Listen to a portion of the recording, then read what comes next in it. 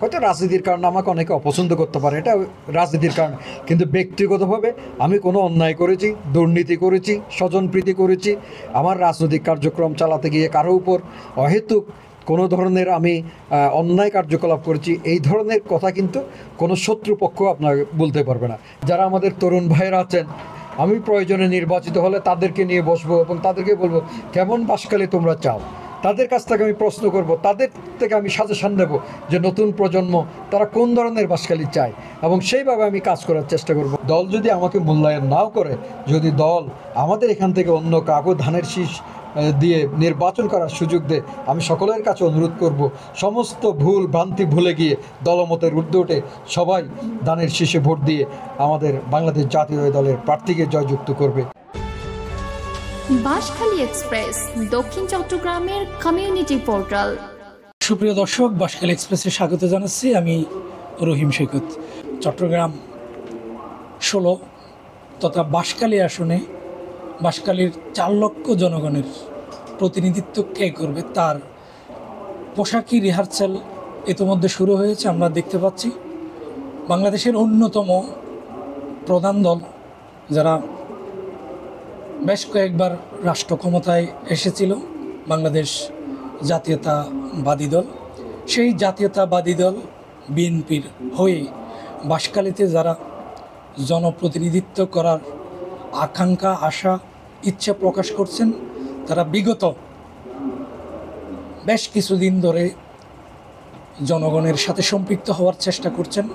সেই সাথে দলীয় তৃণমূল নেতাকর্মীদের সাথে তাদের একটা যোগাযোগ আমরা দেখতে পাচ্ছি, এবং বিএনপির 31 দফা যে কর্মসূচি, সেই কর্মসূচি নিয়ে প্রচারণা চালাতেও আমরা দেখতে পাচ্ছি।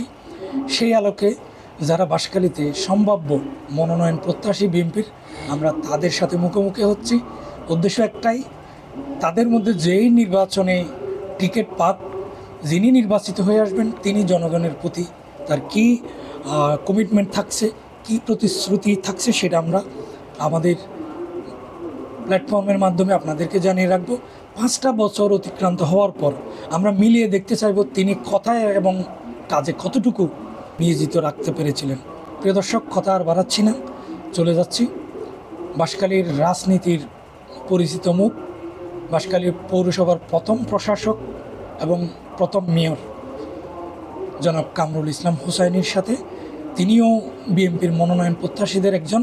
আমরা তার কাছে শুরুতেই জানতে চাইব তার বেড়ে ওঠা এবং তার রাজনৈতিক ক্যারিয়ার, তার এই অবস্থার আসার পেছনে কি কি নিয়ামক ছিল।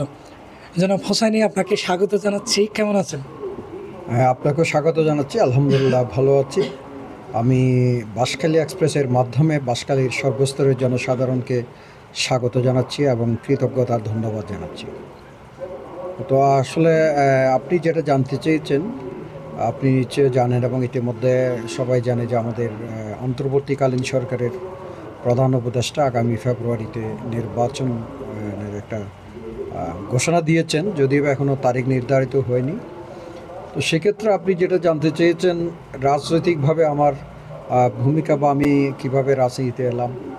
জানেন, আমি যখন ক্লাস 9-এ ছাত্র, তখন আমাদের জলদি হাই স্কুলে মাঠে একটা ফুটবল খেলা নিয়ে আপনার না পড়ার সাথে খেলা ছিল, ওই খেলা নিয়ে গণ্ডগোল হলো। তখন না পড়ার কিছু লোকজনের সাথে আমাদের এলাকার কিছু লোকজনের খুব ঘনিষ্ঠতা, বন্ধুত্ব ছিল। সেইখানে আমি যেটা দেখলাম যে ওরা মিলেই আমাদের স্কুলের ছাত্রদেরকে কিন্তু বেদম ওদিন পিটিয়েছিল, যার প্রতিবাদে আমরা তারপর দিন আলাউল কলেজের ছাত্ররা যেহেতু আমাদের স্কুলের ছাত্রদেরকে না পড়ার পক্ষ হয়ে মারধর করেছিল, আমরা তারপর দিনই স্কুলের গেট বন্ধ করে দিয়েছিলাম। কারণ এখন যে কলেজের গেটটা আছে, এটা হচ্ছে স্কুলের গেট, এটা কলেজের গেট না। কলেজটা পরবর্তীতে হয়েছে এবং কলেজের যে রাস্তা, এটাও স্কুলের রাস্তা দিয়ে যায়। তা আমরা যেটা নিয়ে আন্দোলন শুরু করেছিলাম যে কলেজের ছাত্ররা আমাদের গেট দিয়ে বা আমাদের রাস্তা দিয়ে আর যেতে পারবে না। তখন আমরা গেটে তালা এবং গাছ এনে গাছ মেরে দিয়েছিলাম। তখন আমাদের তৎকালীন সময়ে একজন এসসি ফাইন্যান্স ছিল, এখন যেমন এসি অ্যাসিস্ট্যান্ট কমিশনার ভূমি, তখন অ্যাসিস্ট্যান্ট কমিশনার ফাইন্যান্স ছিল, উনি আসলেন, উনি জিজ্ঞেস করলেন যে এখানে ছাত্র সংসদ আছে কি না, বা এখানে কারা এগুলি নেতৃত্ব দিচ্ছে। সেদিন আমি গিয়েছিলাম, সামনে গিয়ে বলছে যে আমি, বলছে আপনি তুমি কি কোন পদে আছো? আমি বললাম যে আমি ছাত্র সংসদের জিএস হিসেবে দায়িত্ব পালন করছি। আসলে কোনো ছাত্র সংসদ ছিল না। এবং সেখানে থেকে যে একটা আমার মধ্যে স্পিরিট বা অনুপ্রেরণা সেদিন সৃষ্টি হয়েছিল। এবং পরবর্তীতে একটা আমরা এই প্রোগ্রাম করেছিলাম গম আত্মসাতের বিরুদ্ধে। উনি এখন প্রয়াত হয়েছেন, আমি এই জন্য ওনার নামটা বলছি না। তৎকালীন সময়ে আমাদের ইউনিয়নের চেয়ারম্যান ছিলেন, ওনার বিরুদ্ধে আমরা মিটিং করেছিলাম।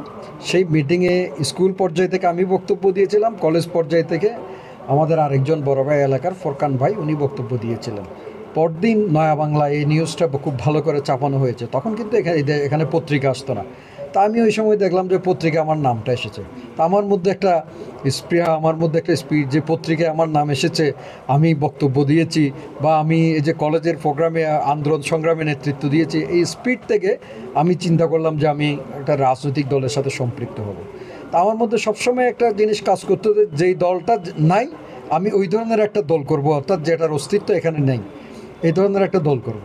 তা আপনারা জানেন বাংলাদেশ জাতীয়তাবাদী দল একটি বৃহত্তর দল, এবং 82 সালের 24শে মার্চ এরশাদ বিএনপি থেকে ক্ষমতা নেওয়ার পরে আমাদের এখানে তৎকালীন যিনি এমপি ছিলেন, আমি ওনাকে অত্যন্ত শ্রদ্ধা করি, এলাকার অত্যন্ত বিদগ্ধ ব্যক্তি, ওনার প্রতি আমার যথেষ্ট শ্রদ্ধা আছে, সম্মান আছে।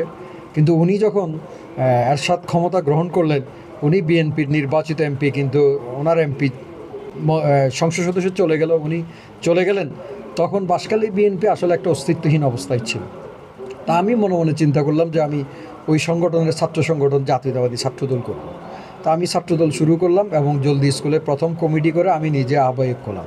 এইভাবে আমার ছাত্র রাজনীতির শুরু।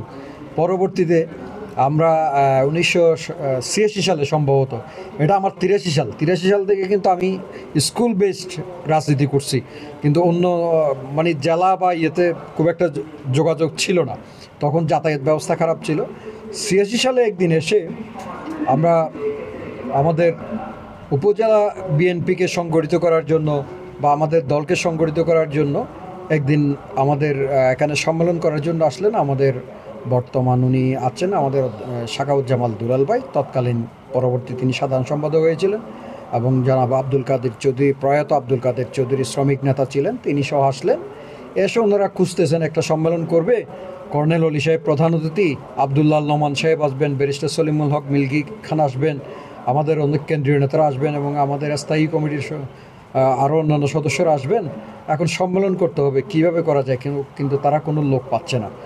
তখন ওনাদেরকে আমাদের এই মিয়াবাজারে যারা ছিলেন, যাদের সাথে কথা, ওনারা আমার নামটা বলেছে। তা আমাকে বাড়ি থেকে ডেকে আনলো, আমাকে বললো যে আগামী পরশু এইখানে বিএনপির সম্মেলন করতে হবে, এখন আমাদের তো কোনো লোকজন নাই, তোমাকে এগুলো অর্গানাইজ করতে হবে। আমি বললাম ঠিক আছে, আমি তো ছাত্রদল করি, সুতরাং অসুবিধা নেই, আমি করব। এবং ফার্স্ট সম্মেলনটা আমার নেতৃত্বে, আমার অর্গানাইজিংয়ের মাধ্যমে বাঁশখালীতে প্রথম 82 পরবর্তী বাংলাদেশ জাতীয়তাবাদী দল বিএনপির এই সম্মেলনটা হয়েছে। এবং সেই সম্মেলনটা আবার পরিচালনা করেছি আমি, যদিও আমি ছাত্র রাজনীতি, কিন্তু আমি পরিচালনা করেছি। কলেজে গেলেও যেহেতু আমি ছাত্র রাজনীতি করতেছি, চট্টগ্রাম কলেজেও তখন আমি ছাত্রদলের সাথে সম্পৃক্ত হয়েছি, এবং আমি বিএনপির কমিটিতে ছিলাম না, কিন্তু পুরো কমিটিটা, ওই কমিটিতে আমাদের অ্যাডভোকেট আবু সালেহ চৌধুরী, যিনি পরবর্তীতে জেলা বিএনপির সভাপতি ছিলেন, উনি সভাপতি হলেন, শাখাউজ্জামাল দুলাল ভাই সেক্রেটারি হলেন, এবং ওখানে আপনার সিনিয়র সহসভাপতি আব্দুল কাদের চৌধুরী ছিলেন। পরবর্তীতে পুরো বাঁশখালীতে আমি ওনাদের নির্দেশনায়, তখন কিন্তু বাঁশখালীতে গাড়ি ঘোড়া ছিল না, রাস্তাঘাট খুবই খারাপ অবস্থা ছিল, যোগাযোগ ব্যবস্থা ছিল সেই মধ্যযুগীয় এলাকার মতো, এইরকম খারাপ অবস্থায় ওনারা আমাকে বারবার চট্টগ্রাম থেকে, আমি চট্টগ্রাম কলেজে পড়তাম, কিন্তু আমাকে বারবার পাঠিয়ে দিতেন বাঁশখালীতে, এবং আমি প্রত্যেকটা ইউনিয়নের প্রত্যন্ত অঞ্চলে গ্রামে গঞ্জে গিয়ে বিএনপি কারা কারা করতো খুঁজে খুঁজে বের করে আনতাম। এবং একবার না, হয়তো দেখা গেছে এক একটা ইউনিয়নে আমাকে 8-10 বার যেতে হয়েছে। প্রথমে গিয়ে 2-4 জনকে সংগঠিত করছি, পরে 2-4 জন নিয়ে আরও 20-30 জনকে সংগঠিত করছি। এইভাবে আমি ওদেরকে সংগঠিত করার পর যখন 20-50 জন জোগাড় করতে পারতাম, আমি আমাদের নেতা দুলাল ভাই এবং কাদের সাহেবকে ফোন করতাম। তখন ফোন ছিল না, আমরা ওই TNT থেকে গিয়ে ফোন করতাম, তখন ওনারা একটা টাইম দিতেন, ওই টাইম ওদেরকে দিয়ে ওনারা এসে একটা আবাহিক কমিটি করে দিতেন। এভাবে বাঁশখালীর প্রত্যেকটি প্রত্যন্ত অঞ্চলে আমার কিন্তু বিএনপি, যুবদল, ছাত্রদল, শ্রমিক দল, প্রত্যেকটা অঙ্গ সংগঠন সবগুলো আমার হাতে করা। তো যার কারণে এই যে 83 থেকে আমার বাংলাদেশ জাতীয়তাবাদী দলের সাথে আমার যাত্রা শুরু, আজ পর্যন্ত কিন্তু একদিনের জন্য আমার কিন্তু মাঝপথেও কোনো বিরতি নেই। ধারাবাহিকভাবে আমি বিভিন্ন দায়িত্ব পালন করেছি। উপজেলা ছাত্রদলের প্রতিষ্ঠাতা সাধারণ সম্পাদক এবং উপজেলা ছাত্রদলের সভাপতি, পরবর্তীতে জেলা ছাত্রদলের আমি সহসভাপতি ছিলাম, জেলা ছাত্রদলের আহ্বায়ক ছিলাম, জেলা ছাত্রদলের দপ্তর সম্পাদক ছিলাম। পরবর্তীতে একটা সম্মেলনে ভোটের মাধ্যমে আমি সভাপতি নির্বাচিত হই।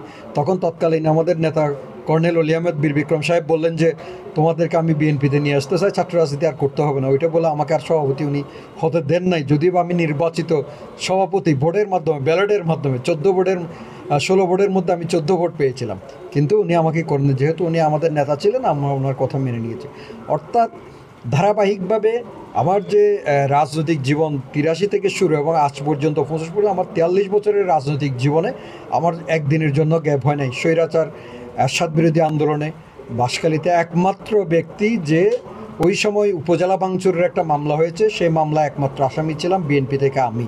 8 জন আসামির মধ্যে 7 জন ছিল আওয়ামী লীগের, একজন মাত্র ব্যক্তি যে আমি ছিলাম বিএনপির আসামি। পরবর্তীতে আপনার এই হাসিনা বিরোধী আন্দোলনে, ফ্যাসিস্ট হাসিনা বিরোধী আন্দোলনেও সক্রিয় ভূমিকা পালন করেছি। জেলায় করেছি, এখানে উপজেলায় করেছি, পৌরসভায় করেছি, সর্বক্ষেত্রে। এবং ধারাবাহিকভাবে আমি জেলা বিএনপির যুগ্ম আহ্বায়ক দায়িত্ব পালন করেছি, জেলা বিএনপির দপ্তর সম্পাদক হিসেবে দায়িত্ব পালন করেছি, জেলা বিএনপির প্রচার সম্পাদক হিসেবে দায়িত্ব পালন করেছি। এবং 111-এর সময়, যে 111-এর সময় বিএনপির নেতাকর্মীদেরকে যখন বায়াস্ট করে আমাদের সিনিয়র নেতাকর্মীদেরকে বেগম খালেদা জিয়ার বিরুদ্ধে অবস্থান নেওয়ার জন্য বিভিন্নভাবে তাদেরকে ধরে নিয়ে যাওয়া হচ্ছে, বিভিন্নভাবে প্রেশারাইজড করা হচ্ছে, সেই সময় আমাদের বাঁশখালীতে বিএনপি বলার জন্য সাহস কেউ দেখা নেই।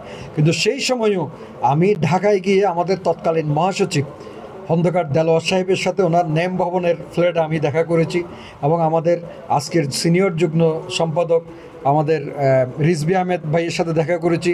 এবং ওই সময় 111-এর সময় যার বক্তব্য এবং যার কথা সমগ্র বাংলাদেশের মানুষ, জাতীয়তাবাদী দলের মানুষজন উজ্জীবিত হতো, কর্মীরা উজ্জীবিত হতো। আসম হান্নান শাহ প্রয়াত নেতা আমাদের, আমি ডিউএসএসের ওনার বাসায় গিয়ে দেখা করেছি এবং ওনাদেরকে বলেছি আমি বাঁশখালী থেকে এসেছি এবং বাঁশখালীর ব্যাপারে আমি ওনাদেরকে আশ্বস্ত করেছি যে যত নির্যাতন যত কিছু হবে হোক, আমরা বাঁশখালীতে জাতীয়তাবাদী দলকে আমরা এগিয়ে নিয়ে যাব এবং আমাদের অবস্থান সুদৃঢ়, এই কথাটা ওনাদেরকে বলেছি। এটা বলার অর্থ হচ্ছে জাতীয়তাবাদী দলের রাজনীতি শুরু করে আজ পর্যন্ত সবসময় চেষ্টা করেছি স্বচ্ছতার সাথে এবং পরিচ্ছন্নভাবে রাজনীতি করে যাতে মানুষের হৃদয়ের মধ্যে স্থান করে নিতে পারে।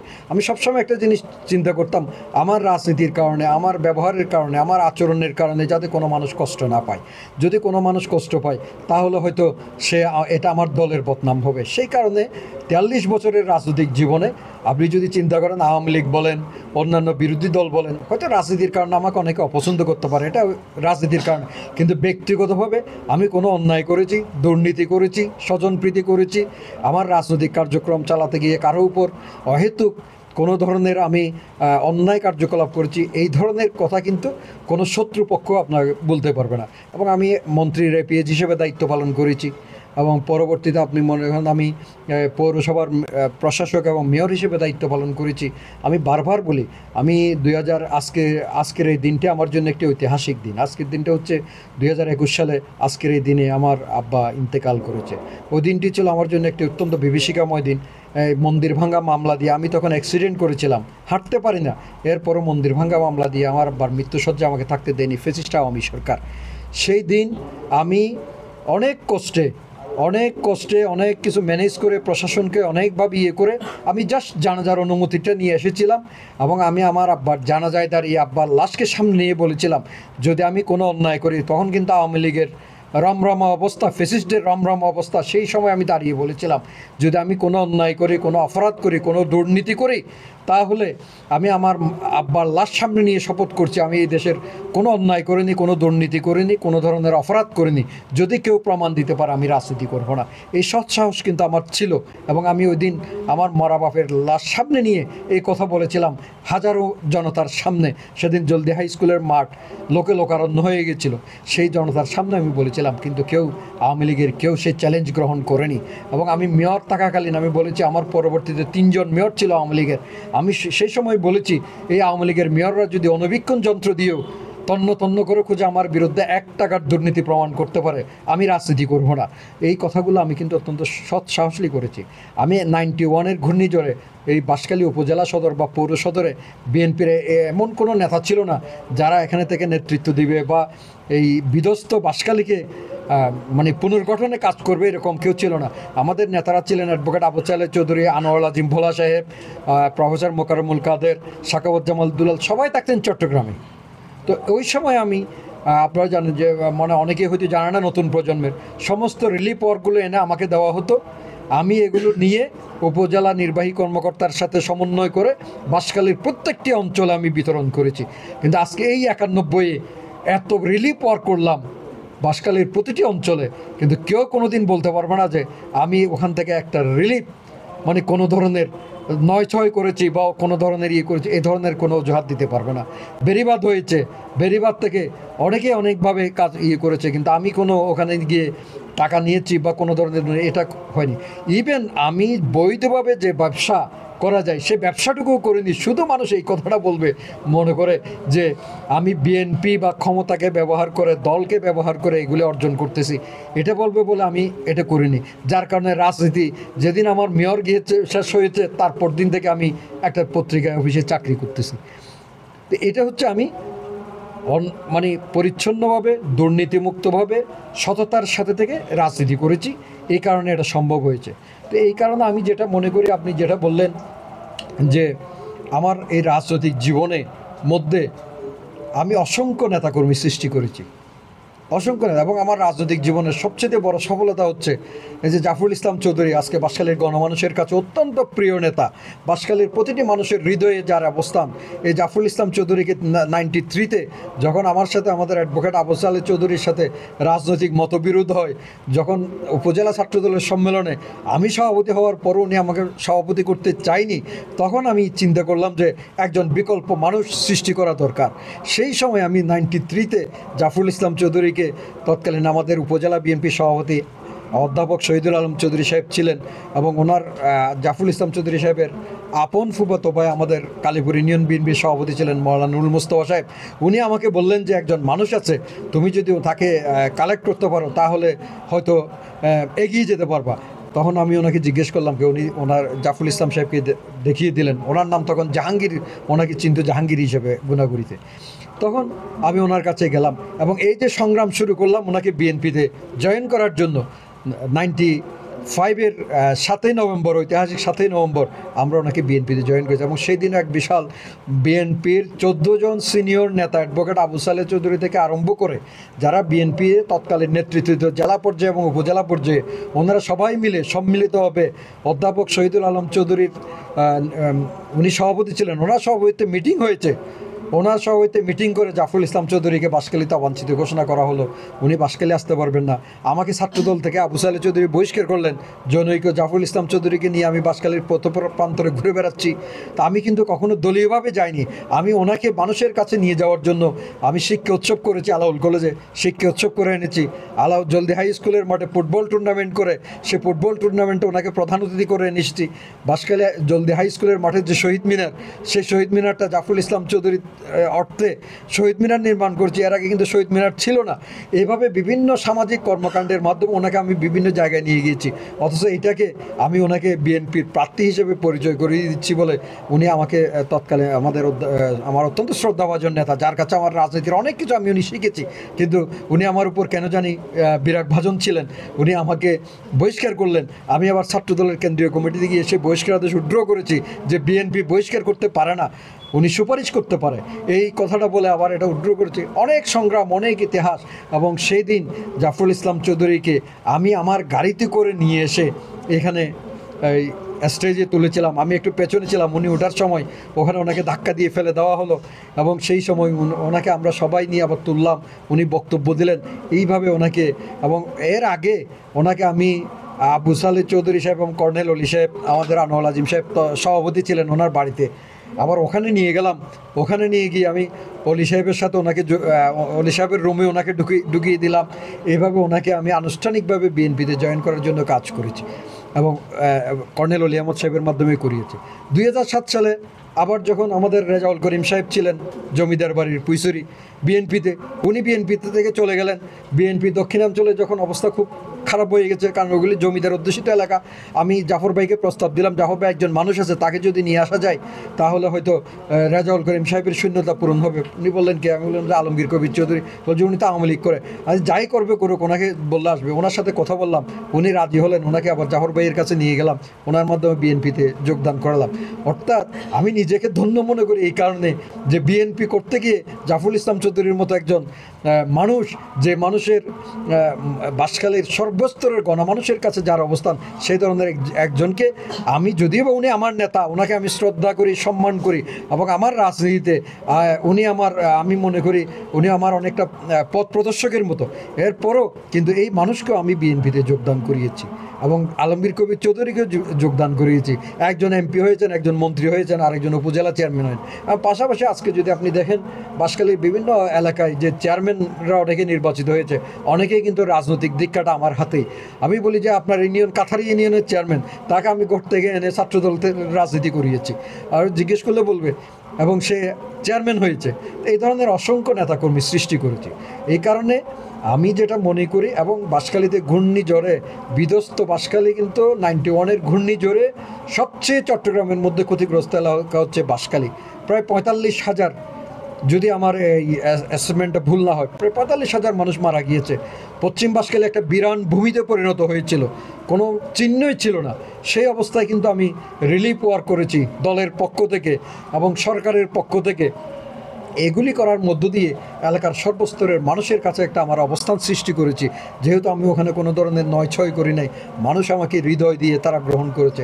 পাশাপাশি জাফরুল ইসলাম চৌধুরীর এপিএইচডি হিসেবে, উনি যখন মন্ত্রী ছিলেন, এপিএইচডি হিসেবে বাঁশখালীর সামগ্রিক উন্নয়নে, বাঁশখালী, আপনি যে আজকে পশ্চিম বাঁশখালী, পূর্ব বাঁশখালীর যে ঘূর্ণিঝড়ে জলকদর খালের উপরে ব্রিজ না থাকার কারণে সবচেয়ে ক্ষতিগ্রস্ত হয়েছে। কারণ জলকদর খালের উপর যদি ব্রিজ থাকতো তাহলে মানুষ এভাবে মারা যেত না, চলে আসতে পারতো, কিন্তু আসতে পারে নাই ব্রিজ না থাকার কারণে। আমি তখন চেষ্টা করি, কর্নেল অলি আহমেদ বীর বিক্রমের মাধ্যমে চেষ্টা করেছি আজকে জলকদর খালের উপর যে ব্রিজ, এবং পরবর্তীতে জাফরুল ইসলাম সাহেবের মাধ্যমে বাঁশখালীর অনেকগুলো ব্রিজ আমরা করেছি জলকদর খালে। পশ্চিম বাঁশখালী, পূর্ব বাঁশখালীর দূরত্ব গুছিয়েছি, এবং বাঁশখালীর এমন কোনো এলাকা নেই, এমন কোনো বাড়ি নেই যেখানে আমার যাতায়াত হয়নি, যেখানে আমার প্রবেশাধিকার নাই। আপনি যদি বলেন যে জমিদার পরিবার থেকে আরম্ভ করে একদম নিম্ন লেভেলের পরিবার, আবার বাঁশখালীর যারা শিক্ষিত মানুষ, বাঁশখালীর বিভিন্ন সম্ভ্রান্ত পরিবার যারা বিভিন্ন এলাকায় বাঁশখালীকে তুলে ধরছে, প্রতিনিধিত্ব করছে, আপনি যদি একটু খবর নিয়ে দেখেন বাঁশখালীতে, আমি এটা নিজেকে করব না, আমিই মনে হয় বিএনপির মধ্যে একমাত্র ব্যক্তি যার প্রবেশাধিকার হিন্দু, বৌদ্ধ, মুসলিম সর্বক্ষেত্রে অবাধ একটা প্রবেশাধিকার আছে, এবং তারা আমাকে অত্যন্ত হৃদয় দিয়ে ভালোবাসে এবং মনে প্রাণে আমাকে ধারণ করে। সেই কারণে আমি মনে করি, এবং এই বাঁশখালী আবার আরেকটা বিষয়, এই বাঁশখালী আপনি জানেন 1970-এর নির্বাচনে এই বাঁশখালীতে কিন্তু মওলানা সগীর সাহেব নির্বাচিত হয়েছেন। যখন সারা বাংলা, পূর্ব পাকিস্তানের নৌকা চলেছে, বাঁশখালীতে কিন্তু নৌকা চলে নাই। এখানে একজন আলেম, কারণ এটা একটা ডান ব্লকের এলাকা, তো আপনি জানেন আমি একটা আলেম পরিবার থেকে এসেছি। আমার দাদা মওলানা আবুল হাসান সাহেব হাটাজারি মাদ্রাসার মুহাদ্দিস ছিলেন, খতিব আজম মওলানা সিদ্দিক সাহেব ওনার ছাত্র ছিলেন, শেরেবাংলা ওনার ছাত্র ছিলেন, শেরেবাংলা যে আজিজুল হক মুফতি উনি ওনার ছাত্র ছিলেন। পরবর্তীতে আমি ওই পরিবার থেকে আমার জন্ম। আমার বড় আব্বা, মেজো আব্বা, আমার আব্বা একটা কামিল মাদ্রাসার পর্যায়ক্রমে ওনারা প্রিন্সিপাল ছিলেন। আলেম ওলামাদের সাথে আমাদের একটা সম্পর্ক। আবার যদি আপনি আমার নানার বাড়ির দিকে দেখেন, আমার নানা ছিলেন পটিয়া মাদ্রাসার প্রতিষ্ঠাতা মুফতি আজিজুল হক সাহেবের খলিফা, বশরতনগর মাদ্রাসার প্রতিষ্ঠাতা মওলানা মফজল সাহেব। আমি ওনার মেয়ের দিক দিয়ে ওনার নাতি, এদিক দিয়ে মৌলানা আবুল হাসান সাহেবের নাতি। পারিবারিকভাবে বাঁশখালীর কওমি আলেম বলেন, সুন্নি আলেম বলেন, দুই দিক দিয়ে আমার পারিবারিকভাবে ওনাদের সাথে একটা সম্পৃক্ততা। কওমি আলেমরা আমাকে, যারা মুরব্বী তারা আমাকে ভাগিনে বলে, যদিও বাঁশখালী তাদের বাড়ি, কিন্তু তারা নানার দিক দিয়ে আমাকে ভাগিনা বলে। আর যারা সুন্নি আলেমরা, যারা বয়স্ক, তারা আমাকে ভাতিজা বলে। এমনভাবে ওনাদের সাথে একটা সম্পর্ক, যে সম্পর্কটা অন্য কোনো রাজনৈতিক কর্মীর সাথে নাই।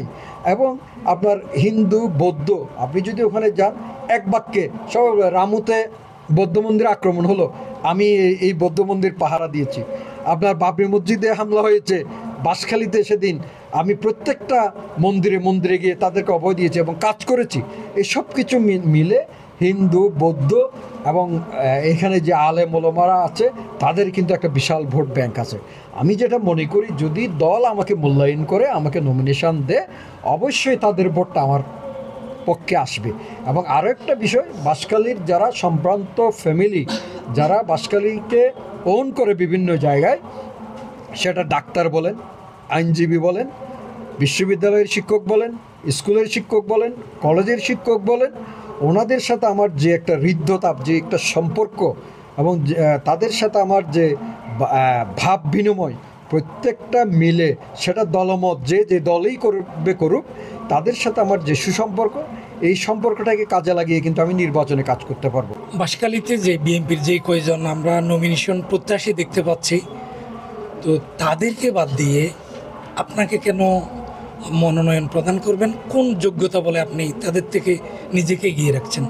যারা মনোনয়ন প্রত্যাশী, তাদের সকলের প্রতি আমার শ্রদ্ধাবোধ এবং সম্মানবোধ আছে।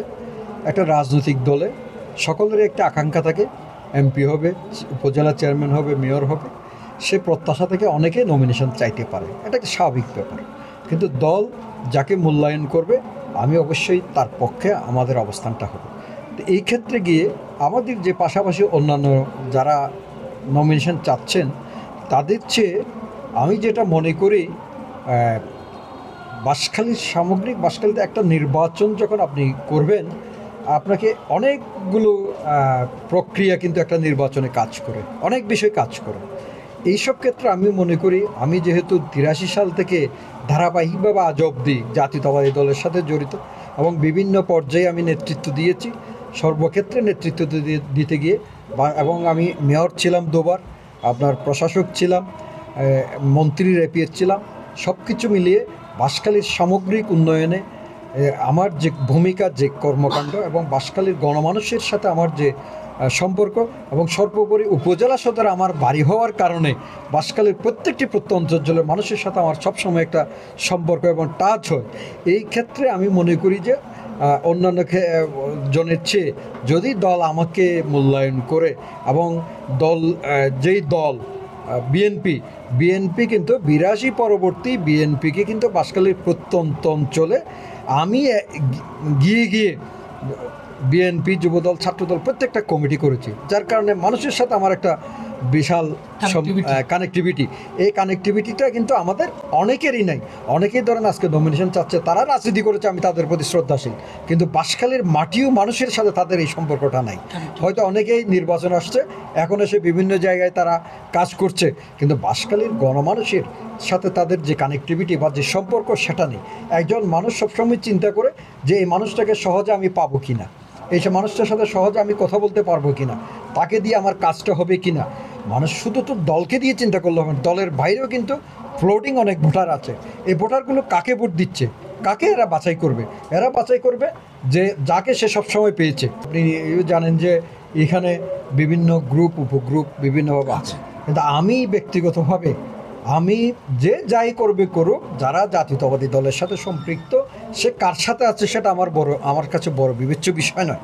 আমি কিন্তু প্রত্যেকটা গ্রুপের, প্রত্যেক দলের নেতা কর্মীদের সাথে একটা ভালো সুসম্পর্ক আমি বজায় রেখেছি, এবং তারা যখন জেলে পড়েছে, আমি কিন্তু তাদেরকে সবারই তাদের মামলা চালিয়েছি, তাদেরকে দেখতে গিয়েছি, তাদেরকে সেখানে আমি যতটুকু পারি ব্যক্তিগতভাবে সহযোগিতা করেছি। আমি কখনো চিন্তা করিনি যে ওই আমার গ্রুপ করে না, সে আরেকজনের গ্রুপ করে। আমাদের এখানে যারা রাজনীতি করে তারা কিন্তু গ্রুপের বাইরে কোনো কাজ করে না। আমি কিন্তু এই জিনিসটা করি না। আমি সবসময় চেষ্টা করি যে গ্রুপ যে যাকে পছন্দ করে সে তার সাথে থাকবে, কিন্তু আমাদের তো পরিচয় একটাই, আমরা বিএনপি করি, বেগম খালেদা জিয়ার রাজনীতি করি, জিয়াউর রহমান সাহেবের রাজনীতি করি। আমরা আমাদের তারুণ্যের অহংকার, যে আগামী দিনের রাষ্ট্রনায়ক, যিনি আজকে সারা বাংলাদেশকে নেতৃত্ব দিচ্ছে, বিশেষ করে জাতীয়তাবাদী দলকে, আমাদের তারুণ্যের প্রতীক দেশনায়ক তারেক রহমান, যে ওনার নেতৃত্বে আমরা রাজনীতি করি। এবং আমি মনে করি যে সবসময় বিএনপিতে জিয়া পরিবারে অপরিহার্য, অন্য কেউ অপরিহার্য নয়। সুতরাং বিএনপির জন্য যারা কাজ করবে, সে কোথায় আছে, কি কোন পর্যায়ে আছে, সেটা আমার কাছে বিবেচ্য না। বিএনপি করলে সে আমার জন্য মনে করি আপন। সেই কারণে আমি মনে করি আমাকে নমিনেশন দিলে অন্যান্য গ্রুপের যারা আছে তারাও সহজে আমাকে যেভাবে গ্রহণ করবে, অন্যজনকে দিলে সেভাবে গ্রহণ করবে না। এটাই আপনার শক্তি। জি, এটাই হচ্ছে আমার শক্তি।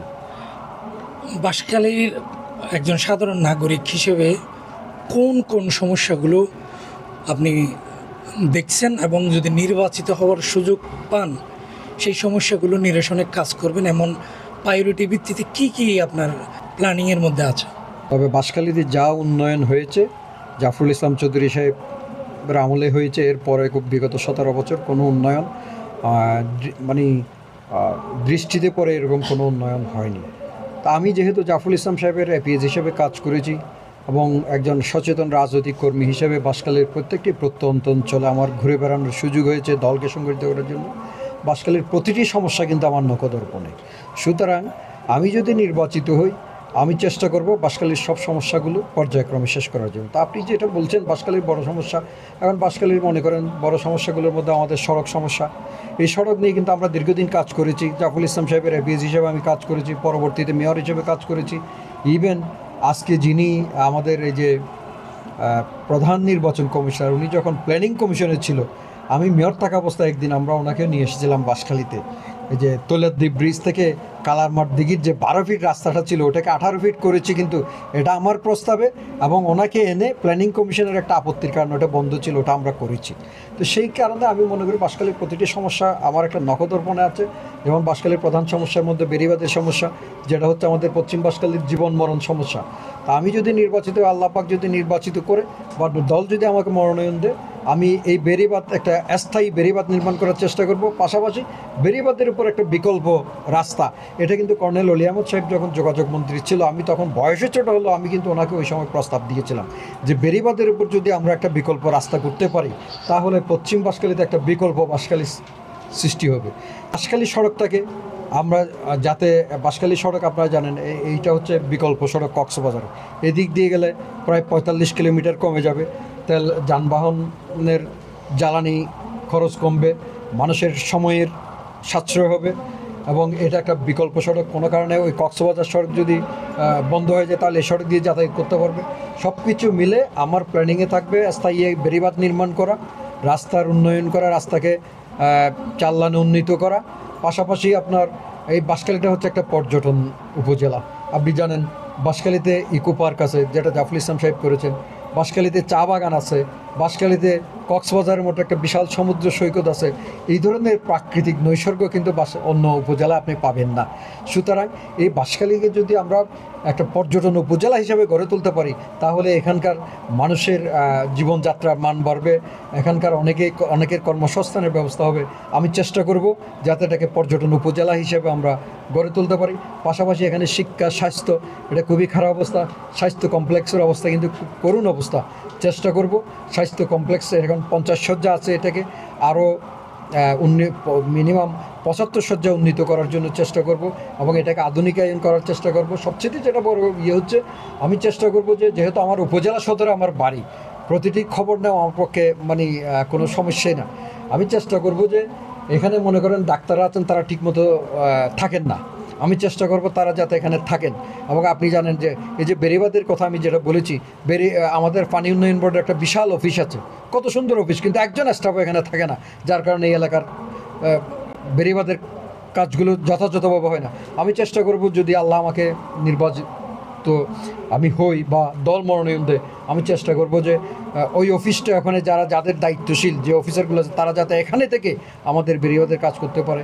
পাশাপাশি আপনার শিক্ষাক্ষেত্রে আমরা একসময় অনেক পিছিয়ে ছিলাম, এখন মোটামুটি অনেকটা আমরা এগিয়ে যাচ্ছি। এই বাঁশখালীতে এখন সারা বাংলাদেশের বিভিন্ন মন্ত্রণালয়ে অনেক অফিসার আছেন, জাজ আছেন, ডাক্তার আছেন, অনেকে আছেন।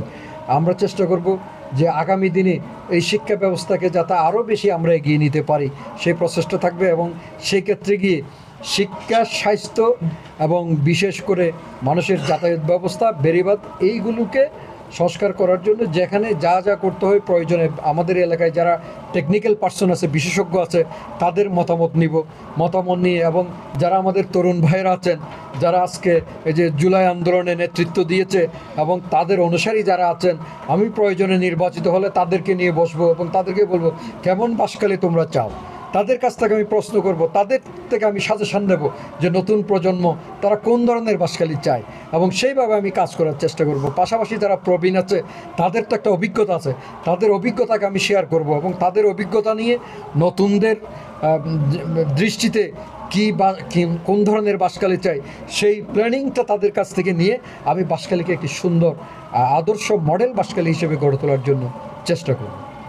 ভোটার আছেন যারা আপনার ভক্ত অনুরক্ত আছেন, এবং সর্বোপরি বাঁশখালীর জনগণের উদ্দেশ্যে 1 মিনিটে আপনার কি মেসেজ থাকবে?